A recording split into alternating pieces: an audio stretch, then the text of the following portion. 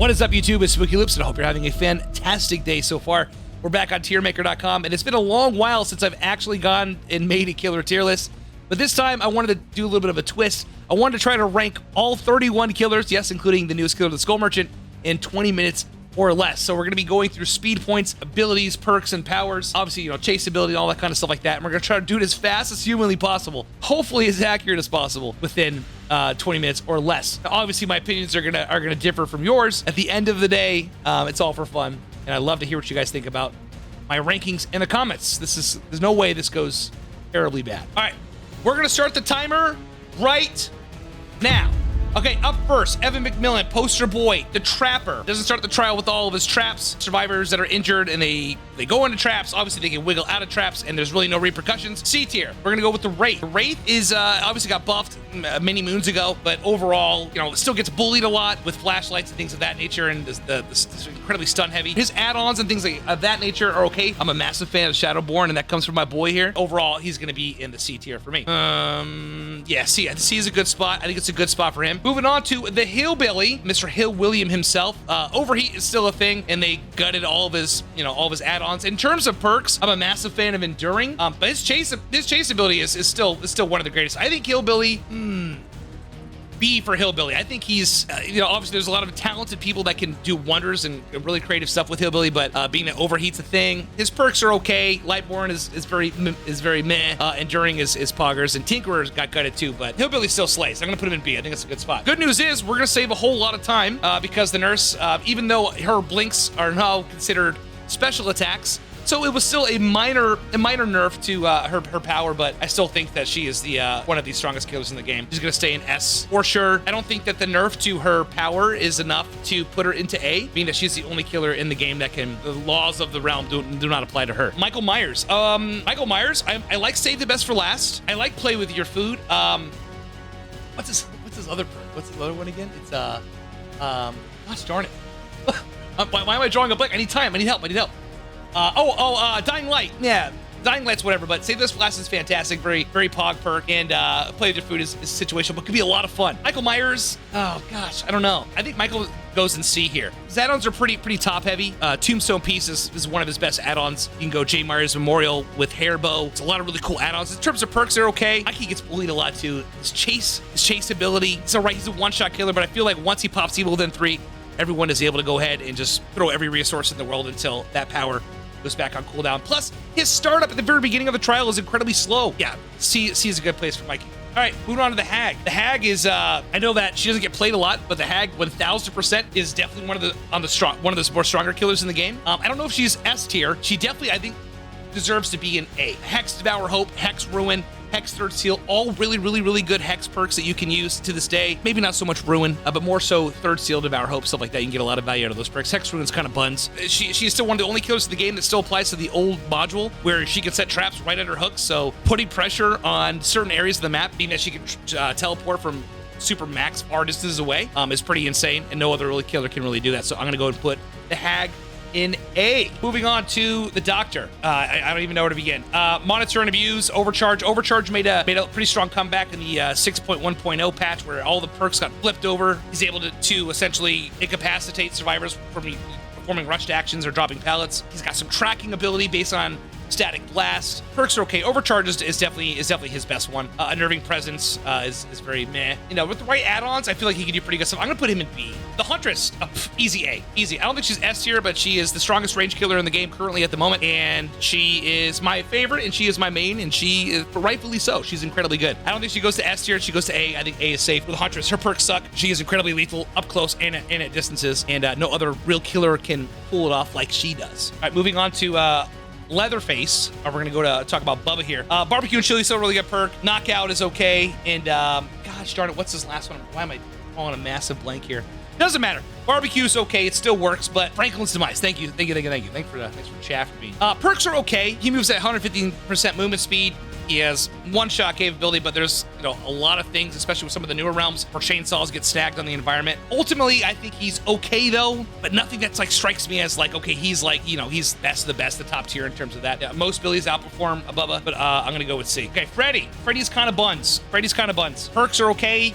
Blood Warden, Remember Me. See, I don't know why I'm always forgetting the third perk. Chat, help me out. Help me out. Help me out. Fire up. Thank you. Perks are okay. Making survivors all oblivious at base kit by people being asleep is okay, but other than that, he's just a basic killer. That's it. I think Freddy's gonna be our first D.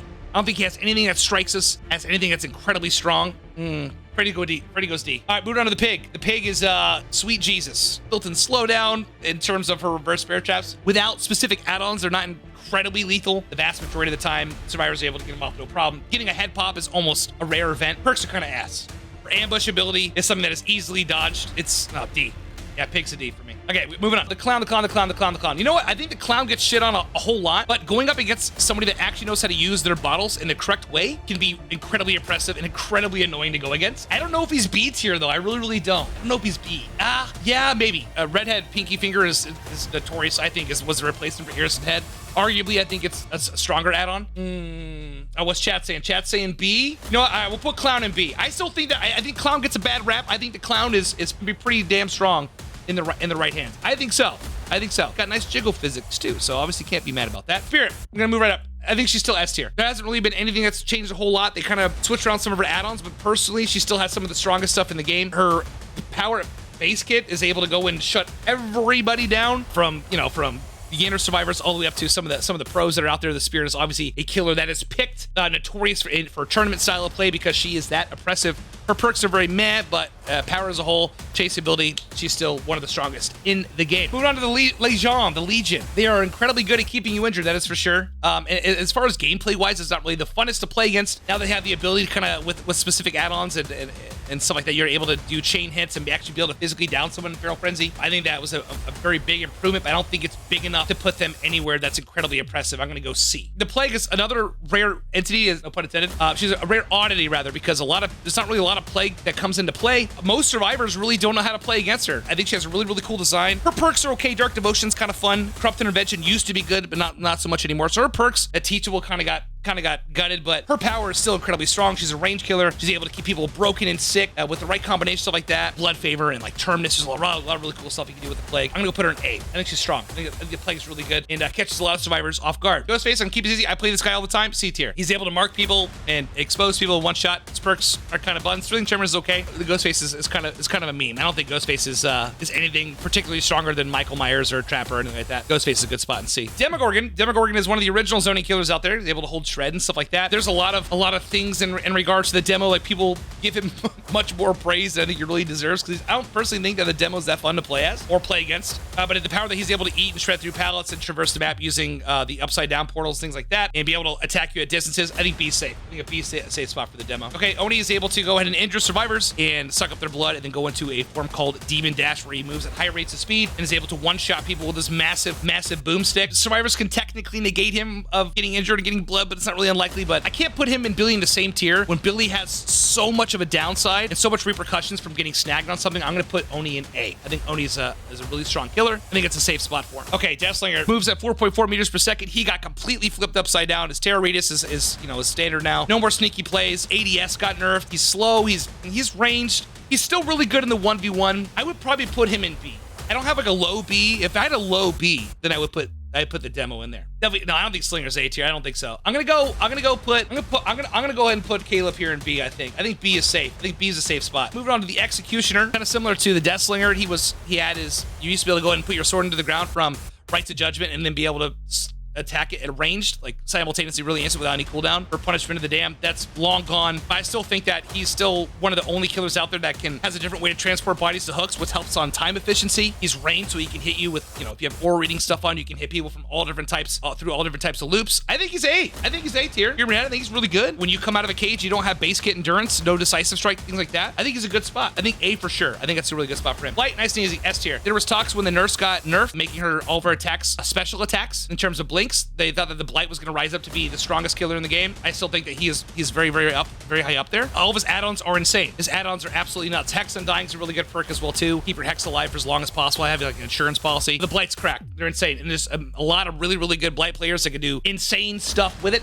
Twins, believe it or not, the twins are actually pretty good by design in terms of like people that know how to use them. Their perks are kind of shitty, except for Cura Grace, but they're bugged beyond belief. B. I think B is safe. B is safe. If they were to go and make it so that Victor not only incapacitates the survivor, but can actually put them into the dying state after a certain period of time, so your power doesn't get held hostage, I think I'd put them up a little bit higher. I think B is okay for the twins. Trickster, C, right off the bat. I think Trickster he has a lullaby, he's slow, he's a range killer, but like there's other people that are ranged that do it much better. Like the Huntress just does everything he does so much better. He excels in places that are tremendously unsafe, small trash loops or dead zones. The Trickster's gonna thrive there. Any big massive loops, he's going to struggle. But I think that's kind of the same thing with some of the other killers that we have in the C tier category, so I'm going to put him in C. Nemesis has AI zombies. Eruption, rest in peace, was obviously was his best perk. His add-ons need a massive rework, I think. In terms of add-ons and stuff like that and perks, he's very low tier, but he does have artificial pressure at free. I would like to see the Nemesis get something in terms of maybe not having the survivors get a lot of haste or any haste at all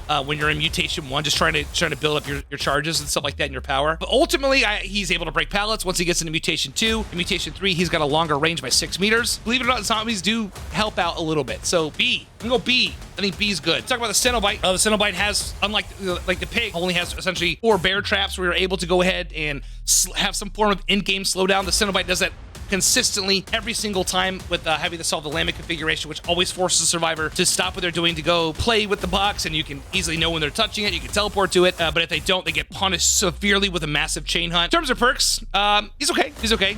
Gift of Pain is all right. In terms of chaseability, I think he does a really good job at shutting that stuff down. I think A tier. I think Cenobite's fantastic. I think he's a really good killer, and there's a reason why people don't like going up against him, because he's pretty damn good. Oh, the Artist. This is easy. Artist is one of the first killers that really started bringing the zone aspect into DBD to a more popular platform, being that she's able to set up a crow and then kind of usher you into a certain position and to where you know, so you can go and be in unfavorable locations, so she can hit you either with a basic attack or with one of the birds.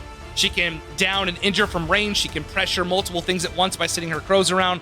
Definitely A tier. I don't think she's strong enough for a C, being that she doesn't have any real one-shot ability. She can't really phase through walls. It isn't incredibly high mobility, but definitely A. Sadako. This is easy. Her tapes don't apply enough pressure. You can still carry an item. Her perks are really good. I'm a big fan of Call of Brine. Merciless Storm's okay, and Floods of Rage is a fantastic perk. In terms of perks, she's very good. I don't think that she applies any real pressure other than that. Other than the condemned style of gameplay, I don't think that she really thrives in doing anything, to be honest. I think C's a good spot for her. If she got a little bit of buff to make it so that you're more pressured in terms of getting a tape in, and there's really no reason to worry about them. You can just kind of keep them in your pocket and then last second dump the tape off, so there's no real consequence for that. The Dredge. Moving on the Dredge. I like Nightfall. I wish that Nightfall would be a little bit more darker, and instead of, he's still tremendously loud when he's traversing, even while he is in Nightfall and stuff like that. I think he'd be really cool if they really toned down the lights and made it so you couldn't see your auras and stuff like that, but he's able to traverse the map all over the place. He does get a little cucked by some of the lockers. If there's 2 adjoining lockers and one is only locked, he has to teleport to the locked one. But he is a pressure monster. He can be at all places at once. Plus, he has a remnant he can set up, or he's able to go there. I think B's good. I think B's a good spot for the Dredge. I don't think he's anything tremendously oppressive, but I think he's good. All right, moving on to Albert Wesker. Mastermind. Easily one of the funnest killers in the game that's came out in a long time. High rates of speed, able to dash, has a way to slow the game down by forcing you to go ahead and cleanse yourself of the virus, and he's a lot of fun. I think Wesker's A for sure. Wesker's in a really good spot there. In terms of perks, they're okay. Waking Awareness, and I'm always forgetting the other ones, but I think Wesker is really good spot at A. Moving on to the Knight. This is going to be a little controversial because a lot of people don't like playing against the Knight because he zones and stuff like that, but doesn't mean it's not effective. There's a reason as to why the Knights are winning a lot of games. It's because of the playstyle and how they're using their kit, take advantage of the situation. Other than that, being able to run away from a guard, he got buffed a little bit. I don't know, I think maybe C may be a good spot for him, maybe. I don't know, C or B?